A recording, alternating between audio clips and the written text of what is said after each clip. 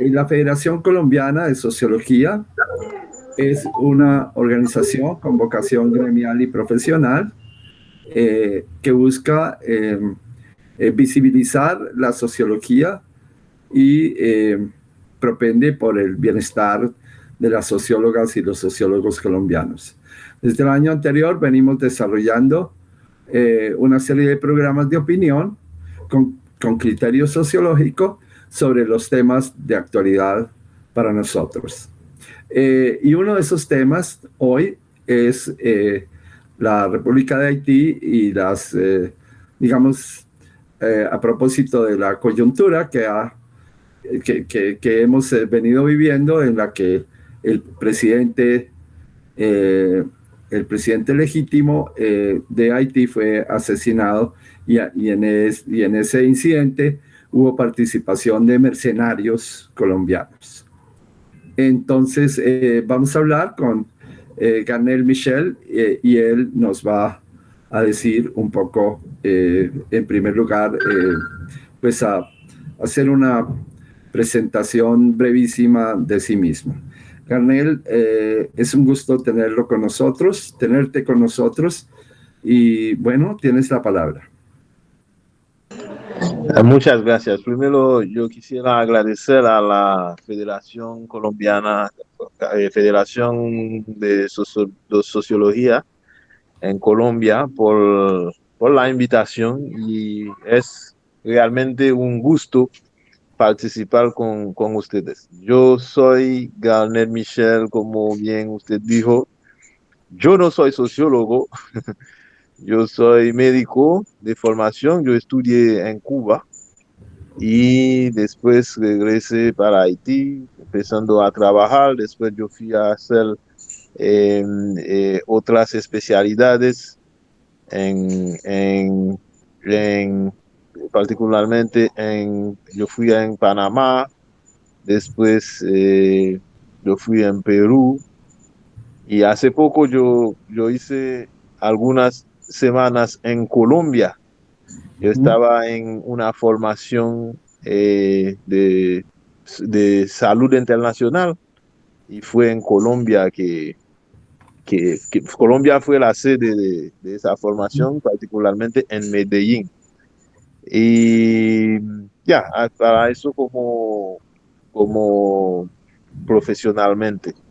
También yo quisiera añadir que yo publiqué 2 libros en Haití. Eso tiene un poco que ver con la sociología, en el sentido que es una llamada para que todos los hijos de Haití, los hijos y hijas de Haití, los amigos de Haití se interesan en la situación del país. El libro es un poco así, una llamada. Ya estoy trabajando en Haití, pero por una situación familiar, yo voy a pasar ahora mismo una semana en Estados Unidos. Yo estoy en Estados Unidos ahora hasta el fin de semana.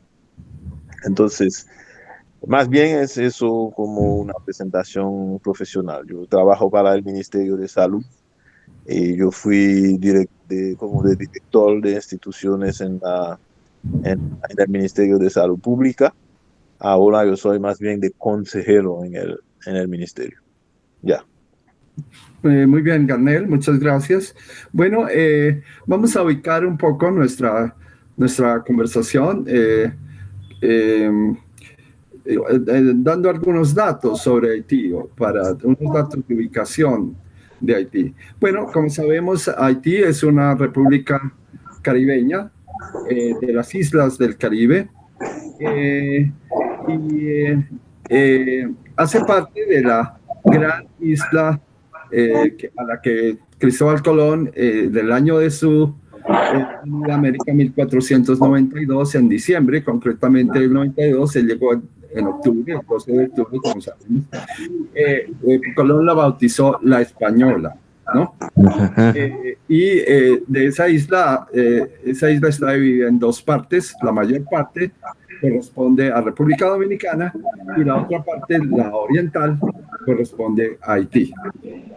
Bien, inicialmente, pues hay un dato que yo, pues investigando, y bueno, ¿y dónde queda San Salvador? Que es la isla a la que primero llegaron las carabelas.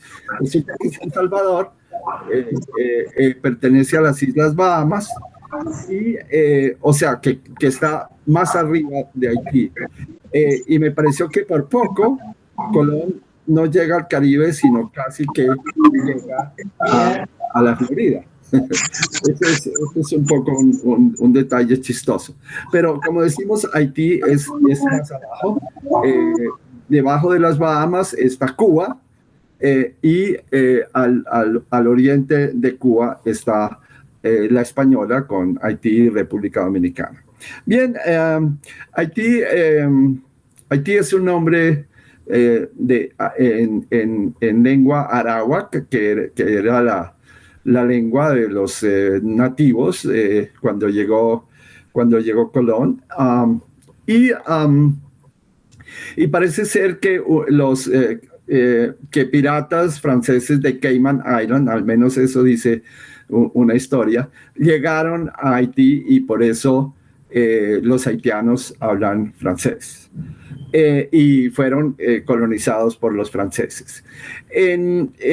Muy temprano, en el año de 1794, recordemos que la independencia de los Estados Unidos es 1776, y la independencia, y la Revolución Francesa en 1789. O sea que a los 5 años de la Revolución Francesa, un nativo llamado Toussaint Louverture inició el proceso de independencia, pero Louverture fue traicionado por los franceses y fue asesinado. Pero igualmente lo siguió, tuvo seguidores, y otro nativo llamado Jean-Jacques Dessalines logró la independencia alrededor del año 1802, 1804. Así que Haití fue la primera república independiente de la América Latina, ¿no? De la América Latina. Hay una cosa, y es que la mayor parte de la población haitiana es afro, no indígena, aunque sin duda hay una mezcla, como existe en todos los países de la América Latina, pero hubo una gran importación de habitantes africanos y traídos a la isla. Dicen que 500,000 afros llegaron a Haití, y por eso la mayor parte de la población haitiana es de ascendencia afro. Bien, hubo también cierto mestizaje, y parece ser que alguien que nosotros conocemos más, el haitiano que conocemos más, que es Alexandre Pétion, era más mestizo, y como sabemos, Pétion colaboró de una manera decidida y muy importante con Simón Bolívar en la liberación, en la guerra de independencia de los países que Bolívar libertó, o sea, 5 o 6 países, como quiera que se los quiera ver. Y una de las cosas que Bolívar prometió a Pétion fue la liberación de los esclavos en sus países. ¿Cuánto se hizo de eso? No es muy claro, pero mi impresión es que Bolívar sí hizo cuanto pudo para cumplir su promesa con Pétion, pero otras cosas pasaron. Así que, por ejemplo, en Colombia, que antes se llamaba Nueva Granada, en realidad la liberación de los esclavos dura hasta 1800, o sea, se realiza solo en 1850. Bueno, esto es un poco la historia antigua de Haití, pero en lo nuevo, en el siglo XX, en 1915, Haití fue invadido por Woodrow Wilson, o sea, por el presidente de entonces, durante la Primera Guerra Mundial de los Estados Unidos, y los gringos permanecieron en Haití hasta 1934, o sea, casi 20 años. Después, los Estados Unidos han participado de una manera muy clara y fuerte en la política de Haití, hasta donde puedo decir,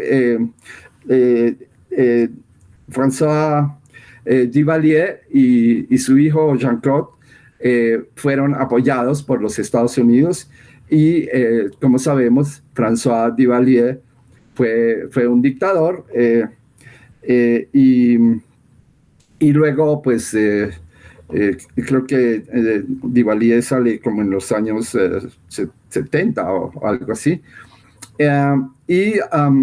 Luego aparece un hombre más demócrata en Haití, que es Jean-Bertrand Aristide, que era sacerdote, si mal no estoy, pero él sufrió un golpe de Estado. En realidad, Haití no es ningún ejemplo de democracia, ha sido gobernado de una manera no democrática hasta el presente.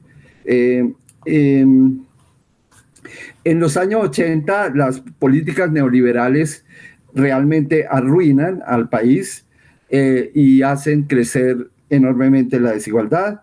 La tierra se adjudica a cultivos de exportación y la seguridad alimentaria decae.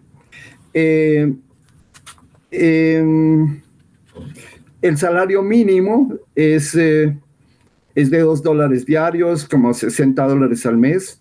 En Colombia, que no es ningún ejemplo de eso, es de más o menos $270 al mes. Y en el año 2010, Haití tuvo un cataclismo geológico, es decir, un terremoto espantoso que destruyó Puerto Príncipe y causó una ruina enorme, con 300,000 muertos, según se dice. En la población en extrema pobreza es de un 60%, y finalmente ocurre el incidente que nos convoca, o sea, lo que acaba de pasar, que es el asesinato del presidente. El presidente, no se habla mucho del presidente, solo se dice que fue asesinado, pero ¿quién era Moïse? El presidente asesinado. Pues él había disuelto el Congreso, o sea, de nuevo su mandato no es ningún ejemplo de democracia, y lo vinculan con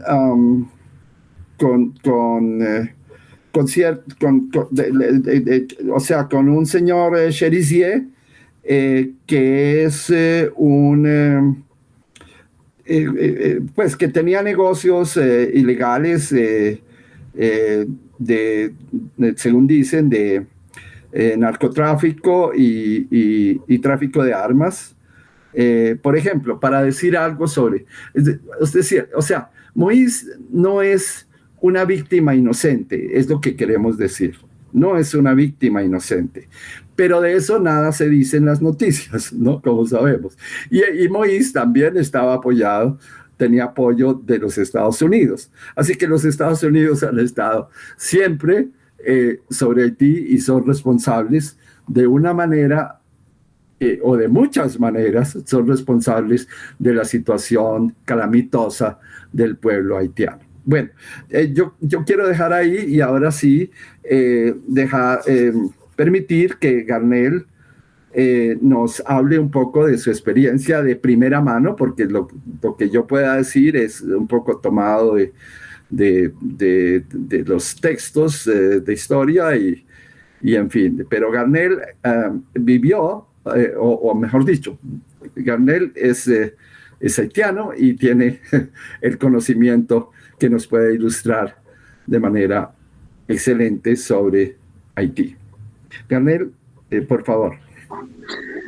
Muchas gracias y muchas gracias sobre todo por el recuerdo histórico que usted acaba de hacer sobre Haití y sobre la región. Y nada más yo quisiera reiterar lo que usted dijo, que el mismo Toussaint fue traicionado por los franceses y las de Salín, que dio la independencia, fue asesinado también. Oh, Fue asesinado mm, y ahí tuvimos como no tengo la cifra exacta, pero casi a 10 presidentes que fueron muertos en el poder y mm, cinco asesinados. Hay muertos, otros muertos, pero muertos violentos fueron 5 y ajá. Jovenel es el quinto. Entonces, y usted acaba de decir algo también, que hubo siempre lo que podemos decir injerencia sobre con los Estados Unidos y otros países potentes en la política de Haití. Pero más bien ahora estamos viviendo una situación muy difícil en el sentido de que el primer ciudadano, el ciudadano entre comillas, más protegido del país fue asesinado en su cuarto, en su casa. Entonces, eso ha dejado una tensión porque todavía no tiene explicación de cómo se ha hecho, cómo estamos llegando hasta eso. Pero también usted ha explicado que Jovenel no es una víctima inocente porque durante su mandato todas las instituciones del país fueron destruidas, el parlamento, la, no sé cómo se dice en español, la Corte Suprema, ¿no? Se dice así, la Ujú. de justicia, Sí, la justicia, la es Corte decir, Suprema. sí, todas las instituciones fueron destruidas durante su mandato hasta vamos a decir, la presidencia, pues porque ahora no tenemos presidente y en el momento que estamos hablando no hay presidente. Pero antes de llegar a presidente que no tenemos, el ejecutivo tampoco existía porque él fue pasando a primer ministro, él acaba de nominar a otro primer ministro y el que estaba aquí, es decir, cuando en el momento en el que se fue asesinado, no había mucha duda en quién es exactamente el primer ministro y quién iba a tomar el poder en el país. Es decir, que la situación fue complicada y usted dijo también que hay una situación con la inseguridad que hay en el país y hay hay bandidos en la calle. Hay zonas, por ejemplo, que los bandidos caminan como si no fueran bandidos. Entonces, es una situación muy bien compleja que estamos viviendo, que la policía, por ejemplo, la policía no, para mí no tiene control de nada. Incluso en el asesinato del presidente fueron implicados extranjeros, pero y los policías que tenían su guardia, los policías que tenían la guardia del presidente, el cuerpo de la policía que tenía que llevarlo cuando ese evento. Entonces, es decir, que realmente hay una, es decir, no hay claridad, no hay, nada está claro sobre esta situación. Y lo más complejo de todo eso es que nadie puede predecir lo que va a pasar tampoco. Es decir, ahora no se entiende qué se va a pasar. Y hay una cosa que hay que recordar, y usted lo ha dicho también, es que de todo eso, el presidente Jovenel ha tenido un apoyo yo voy a decir sin condición. Yo no encuentro la palabra para expresarlo, pero ha tenido un apoyo excepcional de los Estados Unidos y se ha muerto así. fue asesinado así sencillamente como cualquier ciudadano o cualquiera se fue asesinado. Entonces, realmente es que no, lo más que podemos decir es que no se puede entender lo que ha pasado. Y sobre todo, yo no sé si nos vamos a tener la verdad sobre lo que ha pasado tampoco. Entonces, es esa situación que estamos viviendo ahora y yo no estoy contando eso con una cronología bien, pero yo, más o menos yo estoy diciendo lo que me acuerdo. Eh, yo iba a decir ahorita que también hace unos años que la sociedad civil se está organizando, por más bien los jóvenes, sobre todo antes del mandato del presidente Jovenel, hubo también una presidencia de su mismo régimen, del mismo partido, PHTK, que, que tuvieron 5 años dirigiendo también. Y durante ese tiempo había mucha plata de Petrocaribe que, que se ha perdido. Es decir, la sociedad civil, los jóvenes principalmente. Hace mucho que los jóvenes no se implican en la política, pero hace más de 5 años, 7, 8 años que hay, hay tendencia a ver en Haití movimientos de jóvenes, particularmente reclamando la explicación sobre la plata de Petrocaribe, por ejemplo. Entonces, Jovenel, el mismo Jovenel ha pasado momentos difíciles también con manifestaciones y reclamando esa plata y explicaciones sobre otras platas también. Entonces, pero ahora la complicación es que no sabemos cuándo vamos a tener elecciones y estaba previsto en septiembre, pero sabemos que no se puede tener porque hay una comisión electoral que hay que cambiarlo, según todo lo que se dice, se entiende, hay que cambiarlo. Y materialmente no hay forma de mantener esas elecciones. Incluso había otra propuesta también de Jovenel para hacer un referéndum junto con las elecciones. Bueno, yo no sé cómo se iba a hacer, pero estaba previsto. Entonces, y mucha gente piensa que es necesario hacer ese referéndum, pero no quisieran hacerlo con Jovenel. Entonces, más bien es eso. No sé si hay preguntas directas sobre alguna situación particular. Pero yo pienso que es eso, más bien, en lo que estamos ahora. Bueno, una cosa que yo vi es que a propósito del terremoto, que fue terrible, como decimos, y que dejó en ruinas a la capital, a Puerto Príncipe, llegó lo que podemos llamar mucho dinero, ¿no? Tengo un dato que 10.000 millones de dólares llegaron a Haití y todo se evaporó, todo se dilapidó. Nadie sabe qué pasó con ese dinero, ¿sí?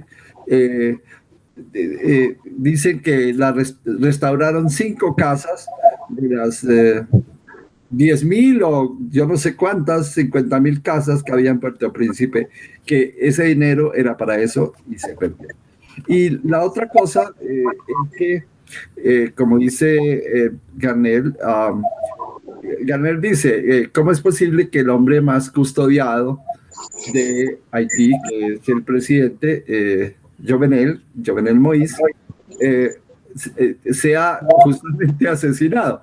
Que es la suerte, el destino de una gran parte de habitantes de Haití, porque hasta donde pude ver, los secuestros, o sea, los bandidos secuestran a la gente de la manera más fácil y le piden sumas extraordinarias que la gente no tiene, pero finalmente creo que se transan por algo y todos se lo roban, o sea que un poco el país está en gran parte en manos de los bandidos, pero por fortuna, como dice eh, Garnell, pues hay unos principios de organización de la sociedad civil y de los jóvenes, etcétera.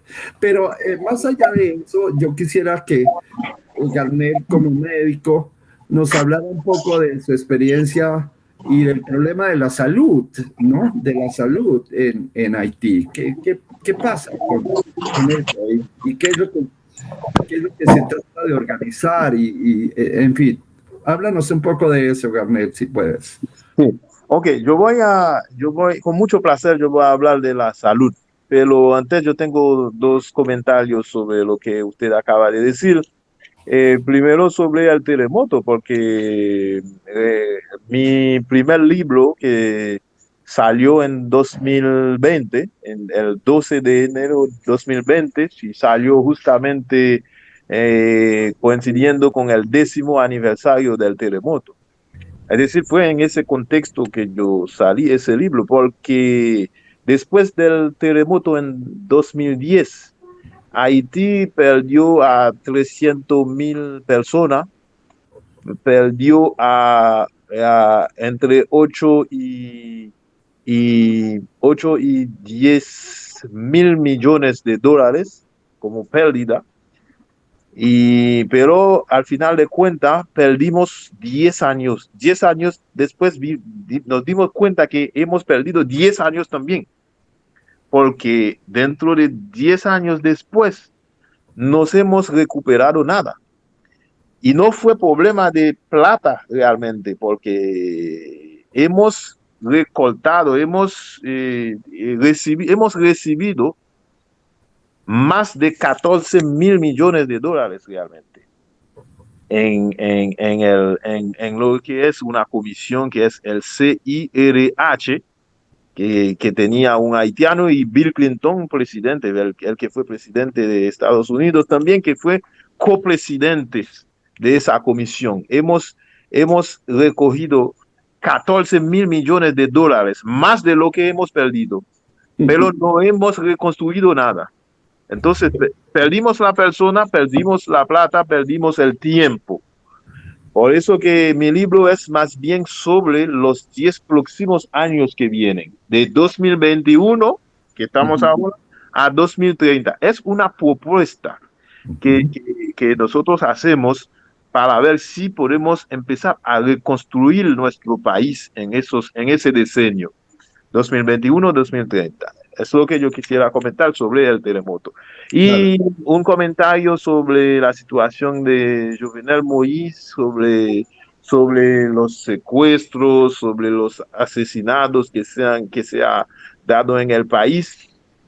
Casualmente, 8 días antes del asesinato del presidente Jovenel Moïse, asesinaron a 15 personas en Puerto Príncipe. Y un periodista famoso, una militante, se murieron, una militante de 33 años y un periodista famoso de 32 años fueron asesinados, y 13 personas más. El presidente no ha dicho nada sobre eso, no ha hablado nada sobre eso.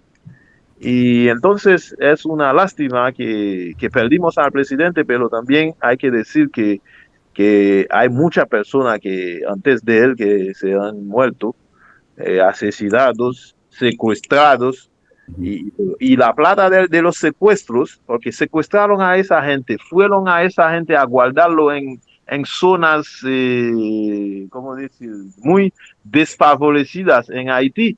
Es decir, esa plata que ellos demandan, que ellos piden, no se quedan ahí.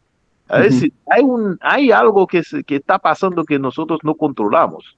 Esa plata está utilizando para otra cosa, no para esa gente que están secuestrando, porque viven en una miseria, viven en las pésimas condiciones ahí donde están secuestrando. Es decir, que hay muchas cosas que hay que ir profundizando, analizando para entender qué está pasando en el país. Ahora, para comentar sobre la situación sanitaria del país, yo voy a tratar de no hablar mucho porque es casualmente el tema que estoy reflexionando ahora. Incluso estoy escribiendo un documento ahora sobre la situación de la salud de Haití, o sino más bien de la situación de la protección social del país. Es una propuesta para tener una protección, un sistema de protección social en el país, porque en Haití ahora, y las cifras lo dice, hay el coeficiente de Gini que lo dice bien, que Haití en la región es el país más inegalo en el país. Yo no sé si se dice así, inegalo, inegalo. Sí, es el país que tiene más Sí, inegalidad sí, en inegalidad social en la región. sí, sí, sí, sí. Entonces, antes de hablar de nuestra propuesta para Sí. tener la protección social, yo voy a hacer Ah, brevemente un diagnóstico de la situación de salud ahora. sí, Lo primero que yo quisiera decir es que en Haití, que está dividido en departamentos, en comunas, en secciones comunales, tenemos 571 secciones comunales. Es una división administrativa que hay. Casi 600. Y tenemos más de 100, realmente 124 secciones comunales que no tienen nada de instituciones sanitarias. Es decir, el 20% del territorio no tiene instituciones sanitarias, 20%. Y el resto del país, casi el 80%, que donde hay aparece en algún momento algunas instituciones, están funcionando en condiciones difíciles. A veces no hay corriente, a veces no hay limpieza, etcétera, etcétera.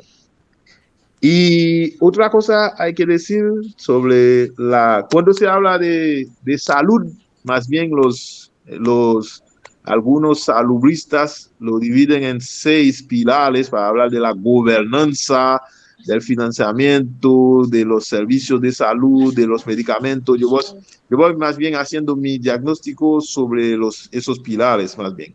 Es decir, ujú, con respecto a la gobernanza, hay muchos problemas administrativamente, es decir, que no hay liderazgo no, hemos conocido muchos ministros, viceministros que están implicados en corrupción, que no tienen formación, que no tienen ningún liderazgo.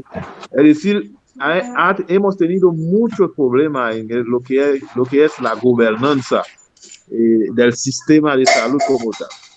Con respecto a lo que es financiamiento del sistema, vamos a decir que es muy frágil la situación en respecto al financiamiento, porque casi el 60% de la plata que se está utilizando en el sistema de salud, 60% vienen del exterior, es decir, vienen de la comunidad internacional.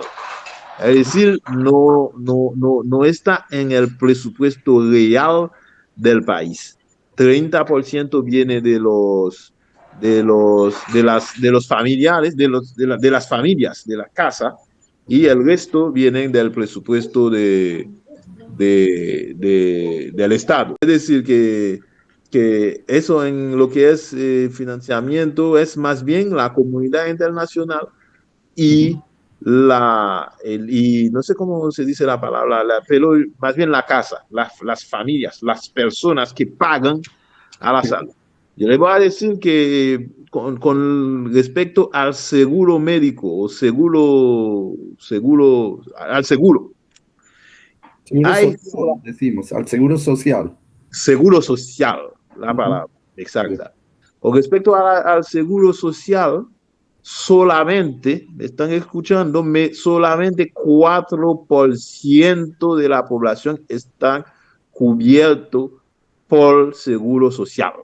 4% de la población. Entonces, eso nos deja en una situación muy complicada. Con respecto a los servicios de salud, hay mucho problema en el sentido de la cantidad de profesionales.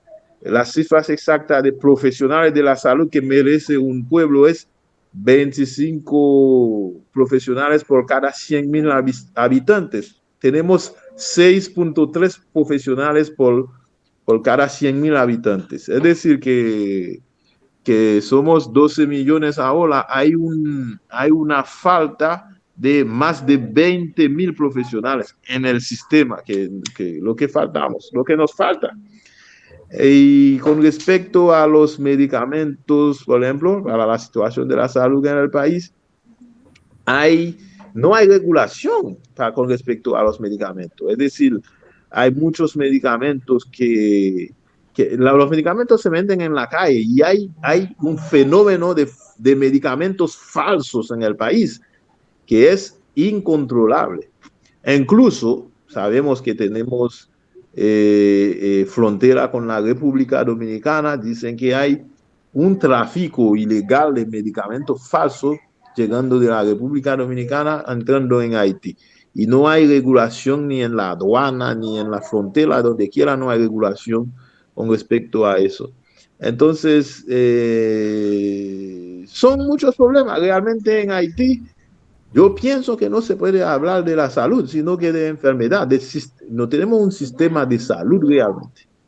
Y por eso que nosotros pensamos hacer esa propuesta que tiene su principio sobre lo que llamamos la solidaridad con los que tienen plata, porque incluso en Haití ahora con el coronavirus que está presente, la gente que tiene plata se contentan en alquilar un helicóptero, una ambulancia y ir a buscar la salud, la atención médica afuera, en Cuba, en Estados Unidos, incluso las mismas autoridades. Las autoridades también lo hacen mucho más que cualquiera.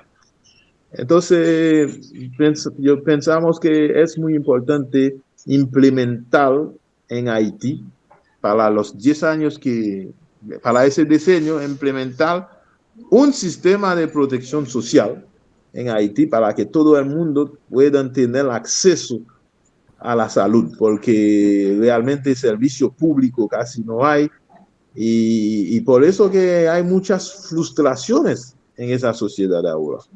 Entonces es mi comentario sobre eso. Ya. Bueno, yo veo dos problemas muy graves, ¿no? Uno es que los que tienen acceso, que es, como has dicho, los que tienen plata, quisiera saber qué porcentaje de la población es eso.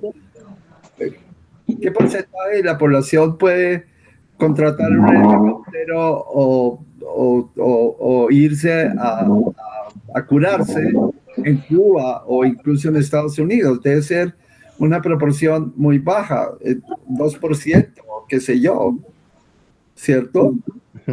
No, primero es que los que pudieran hacer, que pudieran tener acceso son los 4% que tienen seguro social. Pero más bien la calidad de los servicios que existen también no son de los mejores. Claro. Pero hay un porcentaje, sobre todo no más hay 1% en Haití, los que podemos decir que pueden vivir bien, que tienen plata. Sí. Y son esa categoría más las autoridades, porque ellos no tienen ni vergüenza para tomar la plata del Estado para buscar pura atención afuera. Claro. Estamos hablando de 1% nada más. Claro. Realmente. Sí, el otro problema que yo veía justamente era la corrupción. La corrupción es monumental es monumental. O sea, toda la plata que llega, esos 10.000 o 14.000 millones de dólares fueron robados, ¿cierto? Y a propósito de eso, tú mencionaste a los Clinton, ¿sí? Al presidente Clinton, a Bill. Sí. Que, o sea, ¿hay una imagen de Clinton en Haití? Oh, claro, claro. Para mí hay una imagen muy mala porque esa comisión que colectó a los 14.000 millones de dólares, esa comisión fue copresidida por Clinton y un haitiano. Ajá. Entonces si no hay explicación para esa plata, los copresidentes están responsables de eso. Oh. Y también he escuchado, hay un encuentro que se ha hecho en el Parlamento en Estados Unidos, creo que el 31 de marzo de 2010. Clinton hizo su mea culpa porque él destruyó a la producción local de arroz en Haití. Eso es público. Él hizo su mea culpa de su injerencia para la destrucción de la producción local haitiana, sobre todo con el arroz. Si él personalmente ha hecho su mea culpa, yo no tengo comentario. Claro. Que era un poco lo que decíamos de una irrupción del neoliberalismo, de las políticas neoliberales en Haití, que destruyeron la seguridad alimentaria, poca o mucha, que existía antes de esas políticas. Y esas políticas lo que hicieron fue acabar de arruinar al país, ¿no? Acabar de arruinar al país. Bueno, yo tengo otra pregunta. Hay muchos haitianos en los Estados Unidos. Hay muchos haitianos. O sea, la migración haitiana es muy grande. ¿Sí? No sé, pues es difícil saber el porcentaje, pero hay muchos haitianos. Esos haitianos que se van a Estados Unidos son de la clase pobre, o son más los ricos los que se van. ¿Cómo ves tú eso?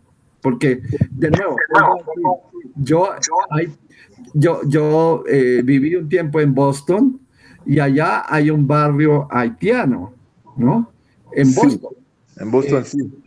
Para no hablar supongo, de las ciudades que reciben a todos los inmigrantes, como Nueva York, por supuesto, pero Boston no es muy amplio en términos de migración. Boston es una ciudad un poco aristocrática en los Estados Unidos, a diferencia de New York, por ejemplo, y de Washington. Supongo que la migración a Washington es muy grande. Entonces, vuelvo a repetir mi pregunta, vuelvo a decir mi pregunta. Esos que migran son más, digamos, estoy pensando, aquellos que recogen por corrupción un dinero, y eso les permite trasladarse a los Estados Unidos, el pueblo el que migra, en fin. ¿Cómo ves tú? Ok, yo voy a responder a esa pregunta porque también tiene que ver con mi libro también, la migración. Pero una precisión antes, es que con respecto a la producción local en Haití, hubo mea culpa, pero sin restitución, sin sanción, ni nada. Solamente mea culpa. Sí. Entonces, con respecto a la migración, en Haití, viviendo en Haití ahora, somos 12 millones. Pero hay 4, según algunas cifras, porque yo me imagino que no son exactas. Porque hace mucho que no hay realmente inventario de la cantidad. No me acuerdo la palabra exacta ahora de censo. Censo. El último censo fue en el 2003. El último censo. Es decir, que ahora son estimaciones. Se Sí. estima que somos 12 millones ahora viviendo en Haití, pero hay 4 millones viviendo afuera, en el extranjero. Y la mitad de eso, es decir, 2 millones casi, viviendo en Estados Unidos. Ujú. Entonces, de toda la clase, de toda la categoría, se migran. Y ahora el fenómeno más corriente, más frecuente ahora es la clase intelectual, que se Ajá. está migrando. Los jóvenes que Médicos, terminan la médicos y universidad, etcétera. los médicos, sociólogos, de toda, es decir, los intelectuales, porque la Sí. situación, es decir, no sé si es una casualidad, es decir, todo lo que se está haciendo también en Haití es como si fuera para rechazar a los intelectuales, es decir, hay un desmotivación de esa clase. Sí. Pero mucho antes las personas que se migraban eran más bien la clase obrera, es decir, se fue una familia y trabaja duro en el extranjero para recoger a la otra familia, a otras familias, y la clase obrera se ha migrado mucho. Y en Haití solamente el año 2018 se ha migrado 200.000 jóvenes haitianos hacia Chile nada más, Chile Ah, y Brasil más bien, sí. 200.000. Es decir, hay una migración fuerte de los jóvenes, la clase obrera y la clase intelectual. Y hay Ajá. una cifra que se está documentando, está en muchos documentos que ha salido ahora, dice de los haitianos que tienen un diploma, una licencia, de los haitianos que tienen una licencia, estamos hablando de licencia universitaria, un Sí, diploma sí, sí, sí. universitaria, de los haitianos que tienen diploma, una licencia, el 85% están afuera. Oh, Es decir, hay solamente 15% de esa sí. clase que están viviendo en Haití. Es decir, ¿quién va a construir ese país? Esa es Ajá. mi pregunta en el libro mío. El último libro mío fue sobre eso, Sí. sobre migración. Es una llamada para que todos los que están afuera o los que están viviendo en Haití, pero que están en tránsito, es decir, que están esperando una oportunidad para irse, es una llamada para que todos nosotros nos interesa la situación del país y nos Sí. ponemos a reconstruir el país, nos ponemos a trabajar, nos ponemos a invertir en el país, etcétera, etcétera. Sabemos que en Ujú. Haití, por ejemplo, como superficie tenemos más mar que tierra. Tenemos en una isla. Dicen que tenemos frontera con República Dominicana, pero más bien tenemos frontera con 7 países. Tenemos frontera con Colombia, frontera marítima con Colombia. Sí, sí. Entonces tenemos que explotar al mar. Ajá, Y claro. en Haití no hay, en el sistema educativo, no hay interés para las profesiones. Por ejemplo, las profesiones del mar, no hay interés para eso. Es decir, no hay ni una escuela marítima, por ejemplo. Ajá. No hay ni una. Oh, Es decir, estamos haciendo una propuesta para ver cómo podemos salir de esa situación. claro. Ese punto me parece muy bueno, importantísimo. Porque mire, yo pienso que, o sea, cuando usted habla de que solo el 15% de los haitianos titulados, digamos, de los que tienen un título, se queda o está por lo pronto en Haití y el 85% ha salido, me hace pensar un poco en Venezuela, ¿no? Porque la situación de un profesor, nosotros hicimos una entrevista a un profesor de una universidad de los Andes, en la región de los Andes, y él nos decía que él tenía que vivir con, Dios mío, con $10, $15 al mes. Eh, y él decía, hay que ser muy cuidado, como buen profesor, decía, hay que ser muy cuidadoso con qué alimentos comes, ¿no? O sea, tienes que hacer la lista muy rigurosa de dónde De están prioridades. dónde están las proteínas que te vas a comer, etcétera, etcétera. Bueno, pues ese es un golpe a la intelectualidad. Y la otra referencia que tengo es, yo